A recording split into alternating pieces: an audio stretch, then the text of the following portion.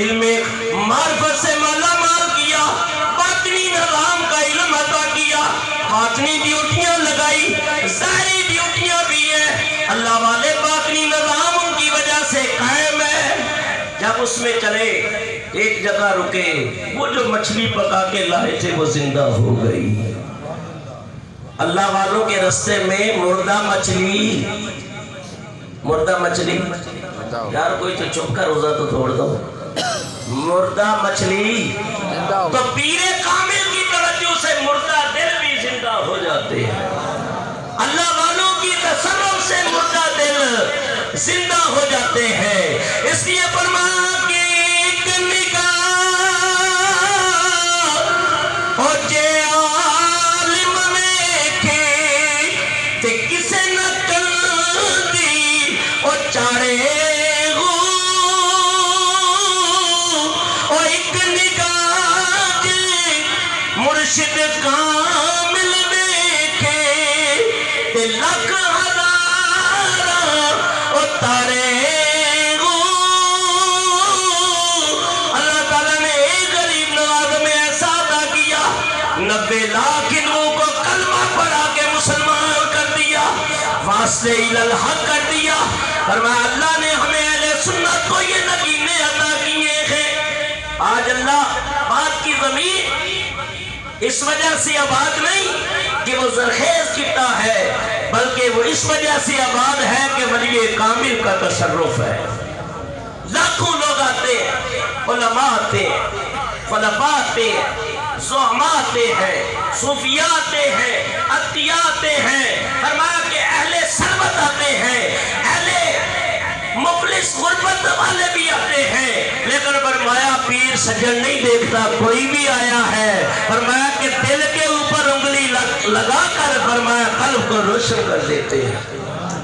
اس لیے کہتے ہیں اللہ اللہ اللہ، یہ اللہ اللہ کی صدا رہی ہوتی ہے، ظاہری یہ تصویر چل رہی ہے، لیکن حقیقت میں دل کی تار مدینے سے مل جاتی ہے۔ فرمایا اللہ والوں کا تصرف ہے، مردہ دل زندہ ہو جاتے ہیں۔ اس لیے اللہ تعالیٰ ارشاد فرماتا ہے یا ایھا الذین آمنوا اتقوا اللہ، اے ایمان والو اللہ سے ڈرو اور اللہ کی طرف وسیلہ تلاش کرو۔ مفسرین کی اپنی فکر ہے، محدثین کا اپنا انداز ہے، علماء ربانیین اپنی فکر بتاتے ہیں، لیکن اللہ والے کیا فرماتے ہیں؟ علماء ظاہری علم دیتے ہیں، باطنی دل کی کھڑکی یہ اللہ والوں کے وسیلے سے کھلتی ہے۔ جبکہ فرمایا یا ایھا الذین آمنوا استعینوا بالصبر والصلاۃ، اے لوگو اے ایمان والو مدد حاصل کرو، مدد حاصل کرو، کس سے؟ نماز سے اور صبر سے۔ بے شک یہ نماز بھی اچھا عمل ہے، صبر بھی اچھا عمل ہے، لیکن یہ کس سے ملا ہوا ہے؟ حضرت انسان سے۔ انسان ہوگا تو عمل ہوگا نا، انسان نہیں ہے تو عمل کیسا ہے؟ تو فرمایا کہ جو انسان سے فعل سرزد ہوتا ہے وہ وسیلہ بن سکتا ہے۔ انسان روزہ رکھے، نہ دن میں کھائے پیے، صبر کرے، شام کے ٹائم افطار کرے، یہ بھی ایک عمل ہے، یہ بھی مددگار ثابت ہو سکتا ہے۔ اللہ کی راہ میں خرچ کیا، یہ عمل بھی ثابت، یہ خیر ہو سکتا ہے۔ لیکن مرشد کامل جو روحانیت کی اعلیٰ مقام پہ پہنچے ہوتے ہیں، ان کا بیٹھنا اوڑھنا، ان کا کلام کرنا، ان کی گفت و شنید، فرمایا ان کی تبلیغ، یہ سب روحانیت کا وسیلہ بن جاتے ہیں۔ اس لیے صحابہ کرام کو وسیلہ ملا ذات مصطفیٰ کا، اور صحابہ کرام حضور کے وصال کے بعد انہیں وسیلہ ملا صدیق اکبر کا، فاروق اعظم کا، عثمان غنی، علی مرتضیٰ، حیدر کرار رضوان اللہ تعالی علیہ اجمعین، اور اس طرح یہ سلسلہ چلتا رہا۔ فرمایا کہ اس طرح اللہ والوں کے سینوں سے یہ فیض جاری رہا، اللہ والوں کے سینوں سے یہ فیض دوسری طرف منتقل ہوتا رہا، اور جن کی 11ویں ہے ابھی دنیا میں آئے نہیں ہیں، ان کے فیض کے تذکرے پہلے ہی ہو رہے ہیں۔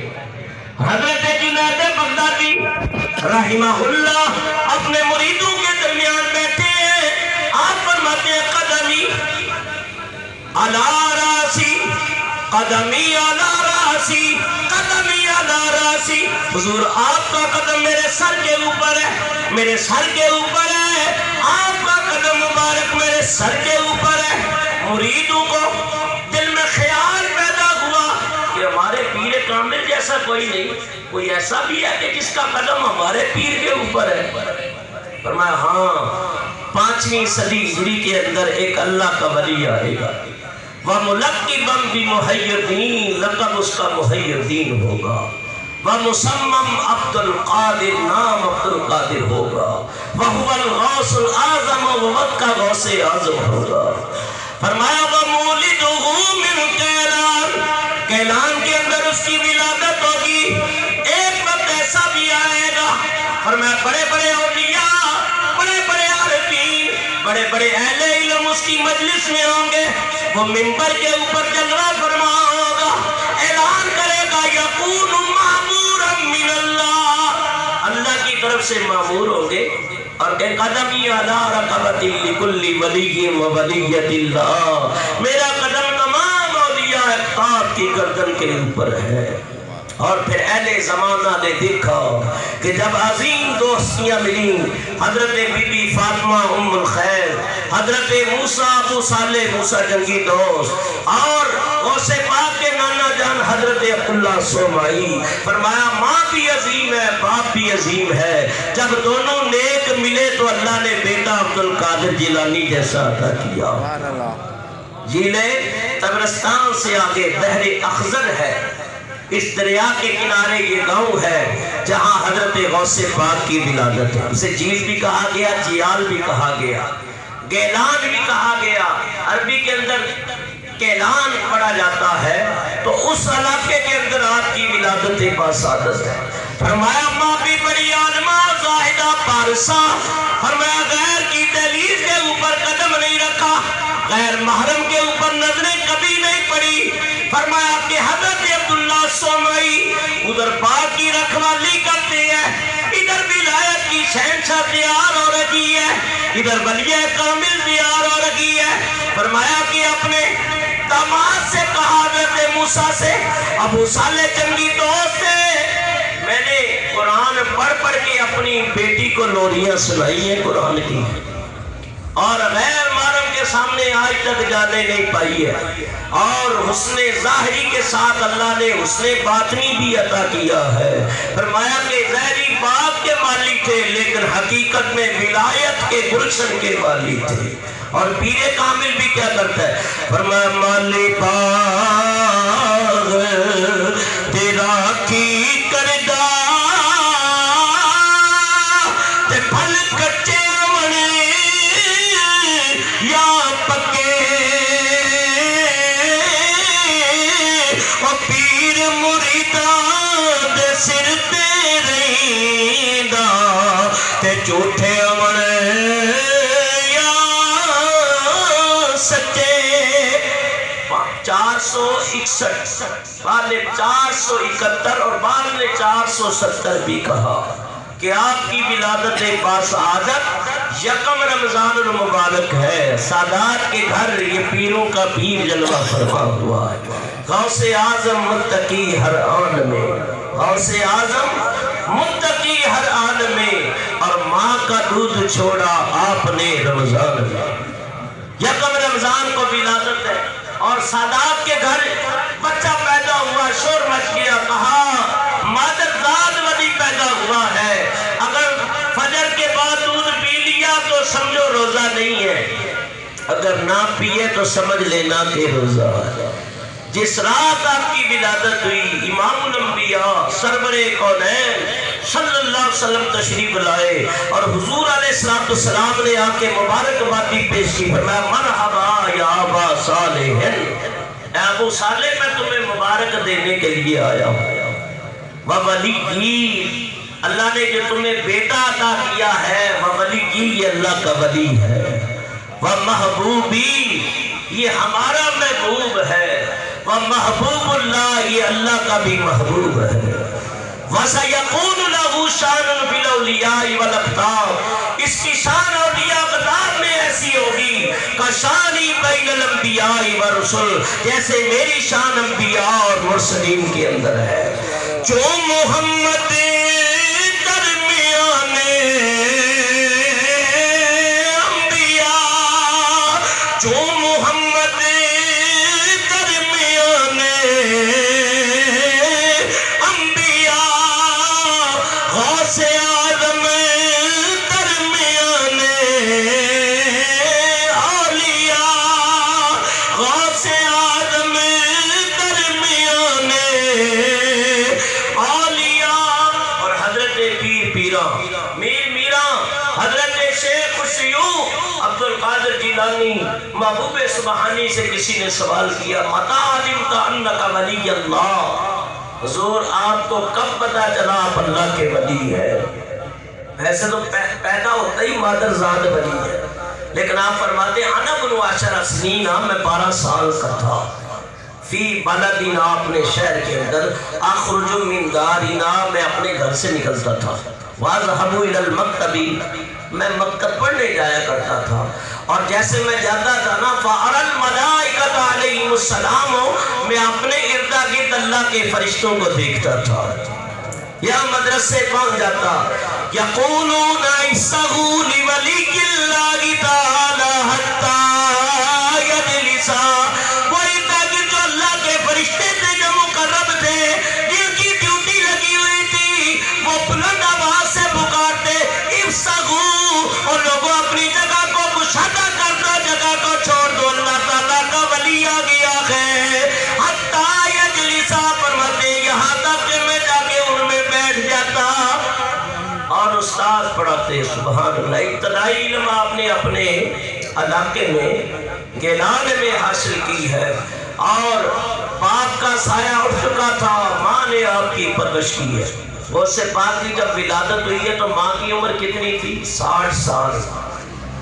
یہ ایسے ایام ہوتے ہیں کہ اولاد کا کوئی ظاہری کوئی معاملہ نظر نہیں آتا، لیکن فرمایا کہ اللہ تعالیٰ تو قادر ہے، وہ 60 سال کی عمر میں بھی عبد القادر جیلانی جیسا ولی عطا کر دیتا ہے۔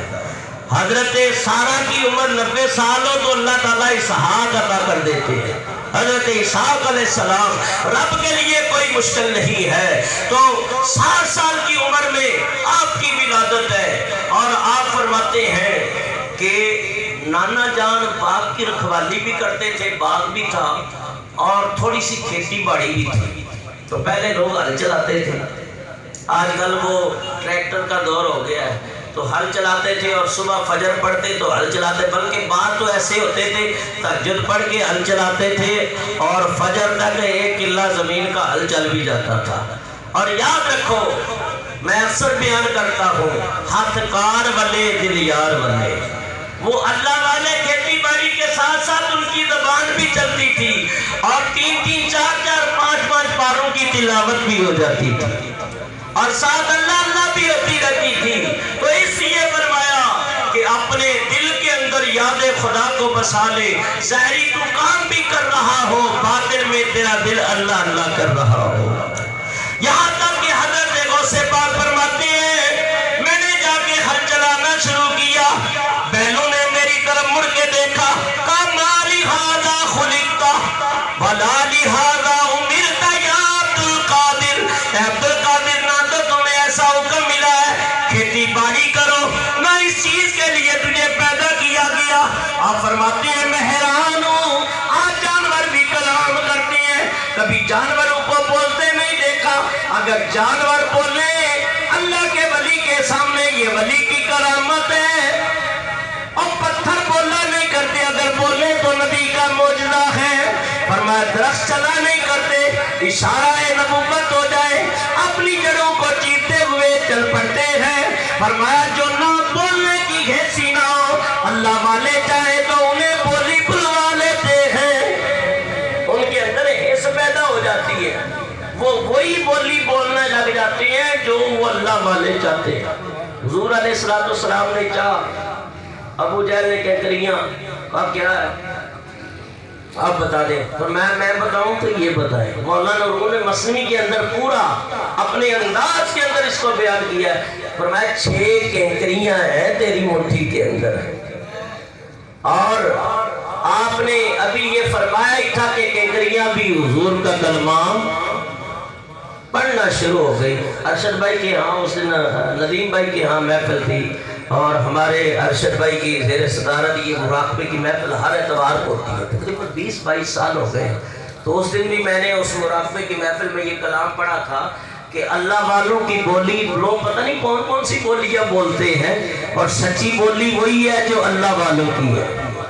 تو وہ بولی آپ میرے ساتھ بولیں کہ بولی مرشد والی بول، میں کہ بڑے بولی مرشد والی بول، اور بولی اللہ دی بول، اور چھوڑ کے ساری گلاں، اور چھوڑ کے ساری گلاں، اور سجدی بولی بول، بولی اللہ دی بول، اور بولی سونے والی بول، اور بولی پیر غفاری بول، اور چھوڑ کے ساری گلاں، اور پیر دی مرضی ٹول، بولی مرشد والی بول، اور مرشد حق دی راہ دکھلاندا، اور منزل ہوتے توڑ پہنچاندا، بن مرشد راہ نہیں لبنا، اور بن مرشد راہ نہیں لبنا، اے یارا دنیا گول، بولی مرشد والی بول، اور بولی اللہ دی بول۔ اور پیر کو کبھی پرکھا نہ کرو، بلکہ زیارت کی نیت سے جایا کرو کہ ہمیں فیض کتنا ملتا ہے۔ باہر آزمانے کے لیے چلے جاتے نہیں، بلکہ یہ عقیدہ رکھو کہ پیر کی زیارت کریں گے ظاہری بیماریاں بھی دور ہو جائیں گی، باطنی بیماریاں بھی دور ہو جائیں گی۔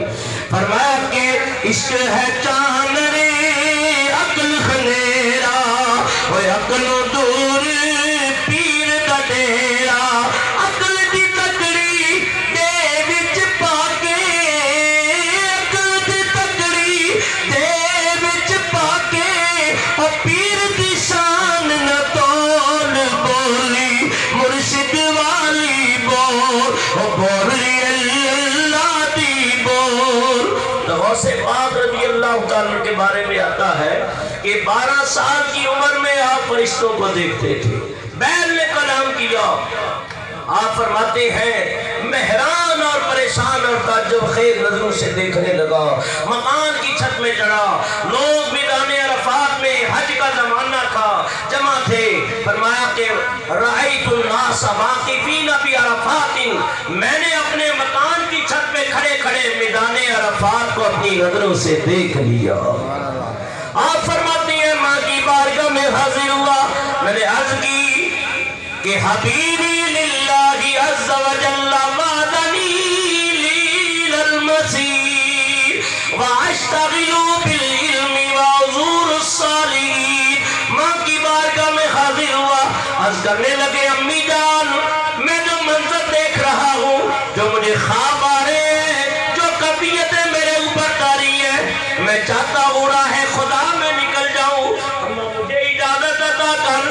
ماں کے بڑے حقوق ہوتے ہیں، بڑے حق ہوتے ہیں، ماں اگر تو اپنا حق معاف کر دے اور مجھے نانا کے دین کے لیے وقف کر دے تو یہ میرے دل کی تمنا اور عرض پوری ہو جائے گی۔ وہ ماں نے کہا بیٹا عبد القادر تو جانا چاہتا ہے کس لیے؟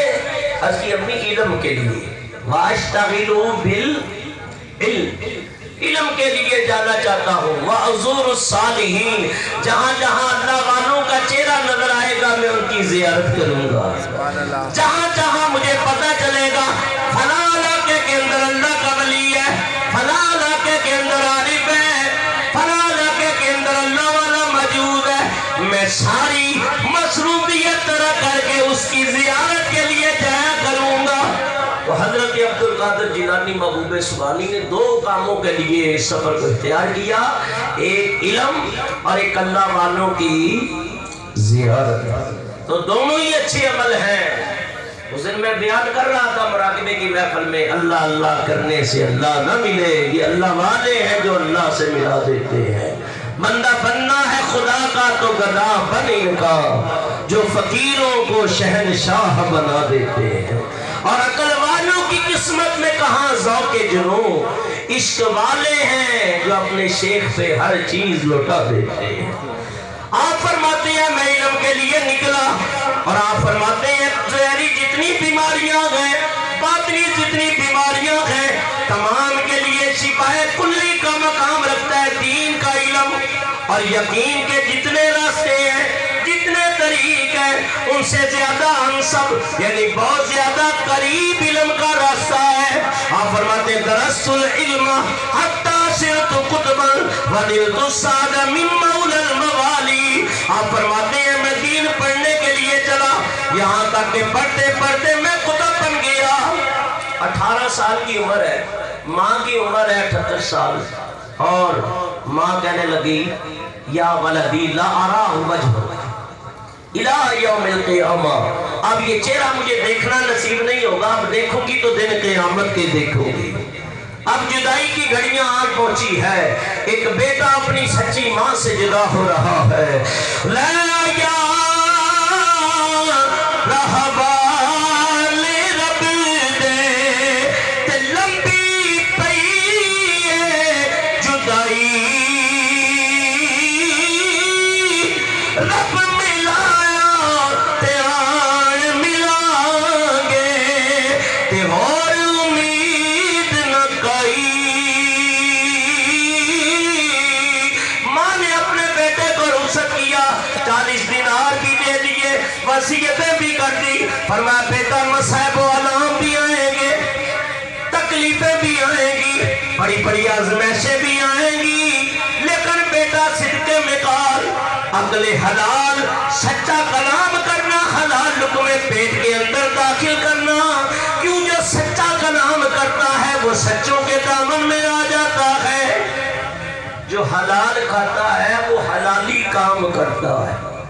یہ یاد رکھو، دو چیزیں، سچا کلام کریں گے تو اس کا اثر ہماری ذات پہ بھی ہوگا اور ہماری اولاد پہ بھی ہوگا، ہمارے خاندان کے اوپر بھی ہوگا۔ کیوں؟ نبی پاک صلی اللہ علیہ وسلم نے فرمایا کہ جس علاقے میں ایک عالم دین ہوتا ہے بامن، 40 کوس تک اللہ کی رحمت برستی ہے، اور جس قبرستان میں ایک نمازی مومن دفنا دیا جاتا ہے، 100 قبروں کے اوپر اللہ کی رحمت برستی ہے۔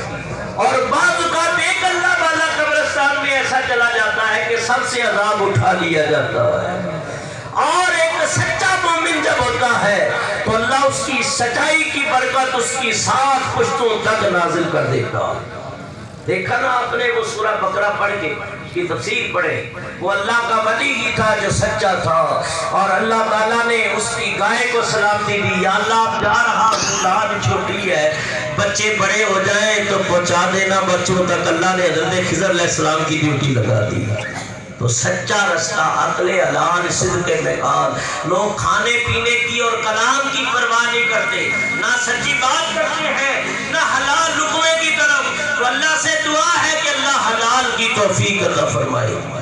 یاد رکھو، یہ جتنے اولیاء اللہ ہیں، یہ جتنے کاملین ہیں، یہ ہمیشہ سچی بات کرتے ہیں، حلال کھاتے ہیں۔ اور اللہ فرماتا ہے یا ایھا الرسل کلوا من الطیبات، اے رسولوں کی جماعت پاکیزہ کھایا کرو، پاکیزہ کھایا کرو، کلام پاکیزہ کیا کرو، اور سچا کلام رب کو پسند ہے۔ اور فرمایا لعنت اللہ علی الکاذبین، جھوٹوں کے اوپر اللہ کی لعنت ہے۔